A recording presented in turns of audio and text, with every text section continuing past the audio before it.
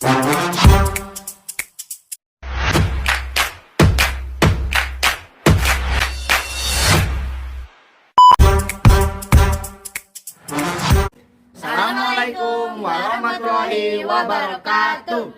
Halo guys, kembali lagi di podcast kita, yaitu podcast Wiperika.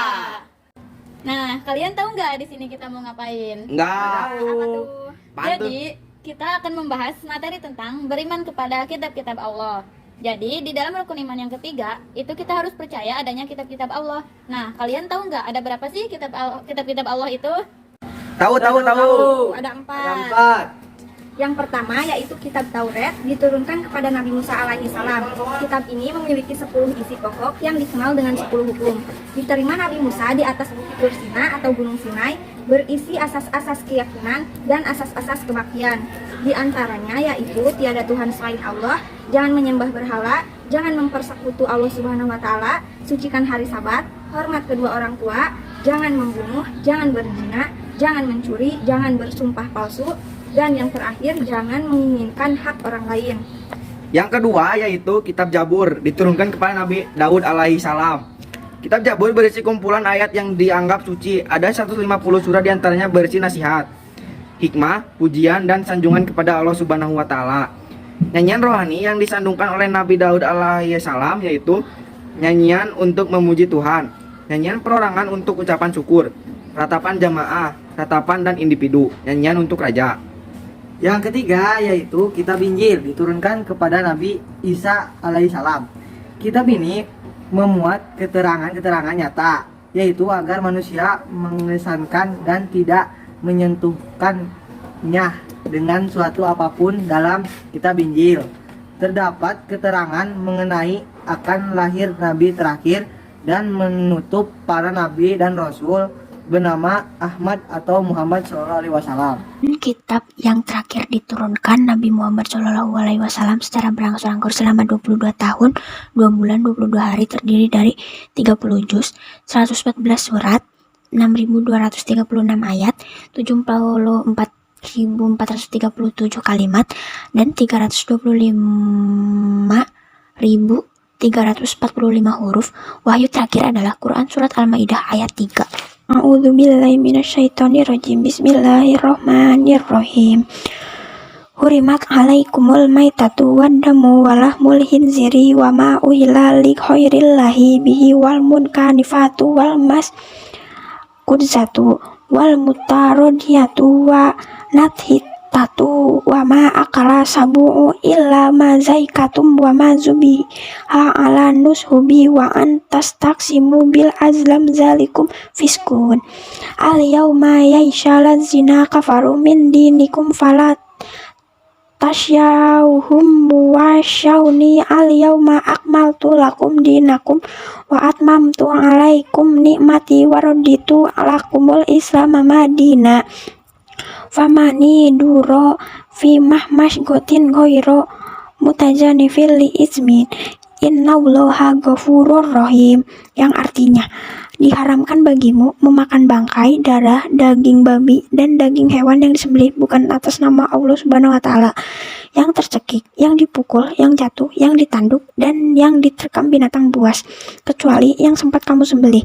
Dan diharamkan pula yang disembelih untuk berhala, dan diharamkan pula mengundi nasib dengan azlam anak panah, karena itu suatu perbuatan fasik. Pada hari ini, orang-orang kafir telah putus asa untuk mengalahkan agamamu. Sebab itu, janganlah kamu takut kepada mereka, tetapi takutlah kepadaku. Pada hari ini, telah aku sempurnakan agamamu untukmu, dan telah aku cukupkan nikmatku bagimu, dan telah aku ridhoi Islam sebagai agamamu. Tetapi barang siapa terpaksa karena lapar, bukan karena ingin berbuat dosa, maka sungguh Allah Maha Pengampun, Maha Penyayang. Amin. Nah, selain itu, Al-Quran juga memiliki nama-nama lain. Ada yang tahu nggak apa aja sih nama lain dari Al-Quran? Nama-nama lain dari Al-Quran yaitu Al-Huda sebagai petunjuk, Al-Furqan sebagai pembeda, As-Sifa sebagai penawar, Az-Zikri sebagai peringatan, dan Al-Kitab sebagai firman Allah yang dibukukan. Wah, hebat Amel. Al-Quran juga memiliki isi dan keistimewaan loh. Ayo, siapa yang tahu? Saya. Apa tuh? Isi dari Al-Quran antara lain akidah, ibadah, akhlak, muamalah, dan kisah. Keistimewaan Al-Quran yaitu sebagai petunjuk dan rahmat bagi orang-orang yang beriman. Sebagai informasi, sebagai kitab suci terakhir dan terjamin keasliannya, tidak dapat tertandingi oleh ide-ide manusia. Membaca dan mempelajari isi Al-Quran. Ah, kalian semua pada hebat-hebat ya. Gimana menyenangkan bukan mengetahui adanya kitab-kitab Allah? Semoga apa yang tadi kita bahas menjadi pedoman yang bermanfaat bagi kita semua. Amin. Oke guys, sebelum kita lanjut ke materi kedua, aku mau nanya nih, kalian masih ada yang suka bohong nggak? Suka. Kapan sih kalian terakhir kali berbohong? Tadi pagi. Wah, bohong apaan tuh? Sebelumnya, udah pada tahu kan kenapa sih kita harus hidup jujur? Belum. Dan apa sih jujur itu?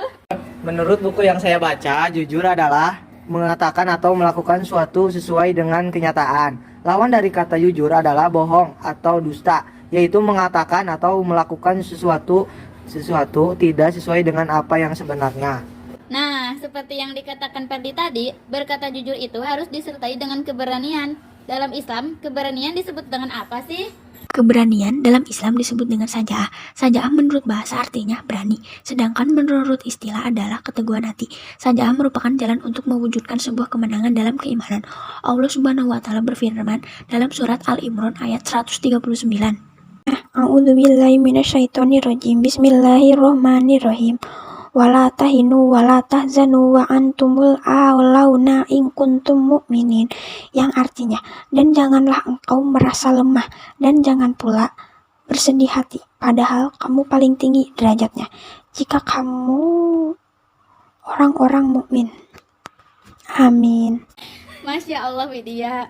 Oh iya nih guys, sikap jujur itu ada berapa macam sih? Sikap jujur memiliki 3 macam, yaitu yang pertama, jujur dalam niat dan berkehendak, yaitu motivasi bagi setiap gerak dan langkah seseorang dalam rangka menaati perintah Allah Subhanahu wa taala. Kedua, jujur dalam ucapan, yaitu memberitakan sesuatu sesuai dengan realitas yang terjadi. Ketiga, jujur dalam perbuatan, yaitu melakukan suatu pekerjaan sesuai dengan yang diridhoi Allah Subhanahu wa taala dan melaksanakannya dengan ikhlas. Oke, makasih Amel. Nah, Rifki, aku mau nanya nih, dalam berperilaku jujur, itu pasti memiliki hikmahnya. Nah, kamu tahu nggak apa aja sih hikmah dari jujur itu? Hikmah dari perilaku jujur adalah perasaan enak dan hati tenang, mendapatkan kemudahan dalam hidup, selamat dari ajab dan bahaya, membawa kepada kebaikan yang akan menuntut kita ke surga, dicintai oleh Allah Subhanahu wa taala dan Rasulnya. Sekarang kita udah tahu kan apa itu jujur dan ada berapa macam sikap jujur dan hikmahnya. Tahu. Dan yang terpenting, kita harus jujur, karena jujur akan membawa kita dalam ketenangan dalam hidup. Dan Allah sangat menyukai hambanya yang berperilaku jujur. Jadi tunggu apa lagi? Stop berbohong dan hiduplah jujur. Anjay, kelas. Sekian dari kelompok kami. Mohon maaf bila banyak kesalahan dan kekurangan. Wabillahi taufiq wal hidayah. Wassalamualaikum warahmatullahi wabarakatuh.